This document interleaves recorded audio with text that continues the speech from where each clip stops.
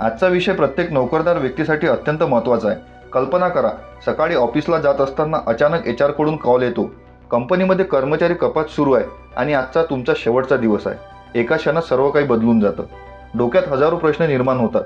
घराचा EMI, car loan, मुलाच्या शिक्षणाची फी, क्रेडिट कार्डचे बिल, घर खर्च आणि त्यातच नोकरी गेल्याचा धक्कादायक बातमी. आजच्या काळात IT, बँकिंग, मॅन्युफॅक्चरिंग आणि स्टार्टअप क्षेत्रात मोठ्या प्रमाणात कर्मचारी कपात होत आहे. अनेक लोकांच्या चांगल्या पगारावर काम करत होते, पण अचानक बेरोजगार झाले.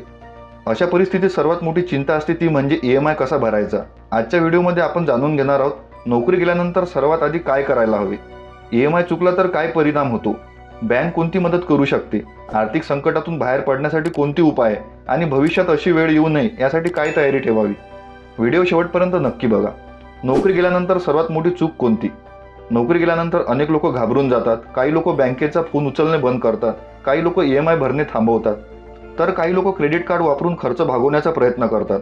पण हे उपाय परिस्थिती आणखी गंभीर बनवतात. कारण बँक तुमची परिस्थिती समजून घेऊ शकते, पण तुम्ही जर बँकसोबत संवाद बंद केला तर समस्या वाढते. EMI न भरल्यास काय होऊ शकते? जर तुमचा EMI वेळेवर भरला गेला नाही तर सिबिल स्कोअर कमी होतो, भविष्यात लोन मिळण्याची अडचण येतात, बँक दंड आकारू शकते. सतत EMI थकवल्यास कायदेशीर कारवाई होऊ शकते. होम लोनच्या बाबतीत मालमत्ता जप्त होण्याची शक्यता असते. म्हणून EMI दुर्लक्षित करणे हा पर्याय नाही. त्यासाठी तुम्ही काही उपाय करू शकता. एमर्जन्सी फंड वापरा. आर्थिक तज्ज्ञ नेहमी सांगतात की प्रत्येक व्यक्तीकडे कमीत कमी 6 ते 12 महिन्याचा खर्चा एवढा एमर्जन्सी फंड असावा. उदाहरणार्थ, जर तुमचा मासिक खर्च 30,000 रुपये असेल तर किमान 1,80,000 ते 3,50,000 पर्यंत एमर्जन्सी फंड असायला हवा. नोकरी गेल्यानंतर सर्वप्रथम याच निधीचा वापर करा. बँकेशी त्वरित संपर्क साधा. ही सर्वात महत्त्वाची गोष्ट आहे. बँकेला तुमची परिस्थिती सांगा.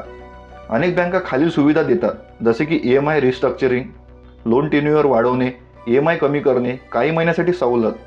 यामुळे तुमचा मासिक आर्थिक भार कमी होऊ शकतो. खर्चाचे ऑडिट करा. आता प्रत्येक रुपया महत्त्वाचा आहे. बसून तुमचे सर्व खर्च लिहून काढा. गरजेचे खर्च म्हणजे अन्न, औषध, वीज, पाणी, EMI आणि अनावश्यक खर्च, OTT सबस्क्रिप्शन, महागडे मोबाईल रिचार्ज, ऑनलाईन शॉपिंग, बाहेरचे जेवण. म्हणून अनावश्यक खर्च तात्पुरते बंद करा. नवीन उत्पन्नाचे स्रोत तयार करा.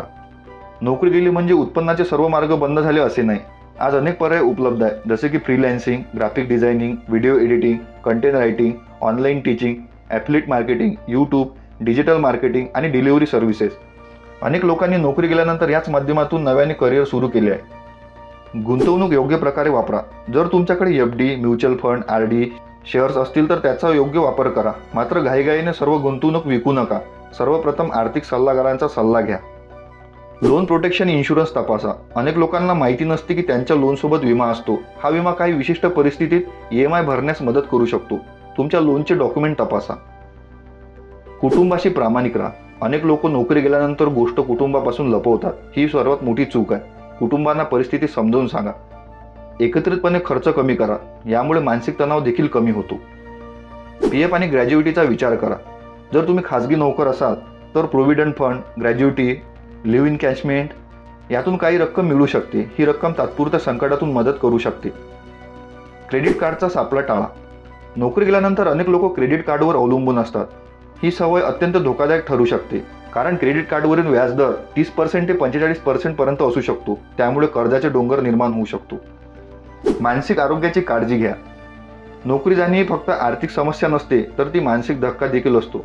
स्वतःला दोष देऊ नका. कौशल्य वाढवा. नवीन संधी शोधा. दररोज सकारात्मक राहण्याचा प्रयत्न करा. लक्षात ठेवा, नोकरी जाऊ शकते, पण तुमचे कौशल्य आणि अनुभव तुमच्याकडून कोणीही हिरावून घेऊ शकत नाही. तर मित्रांनो, नोकरी जाणे हा आयुष्यातला शेवट नाही, पण योग्य नियोजन न केल्यास आर्थिक अडचणी नक्कीच वाढू शकतात. म्हणून एमर्जन्सी फंड ठेवा. EMI वेळेवर भरा.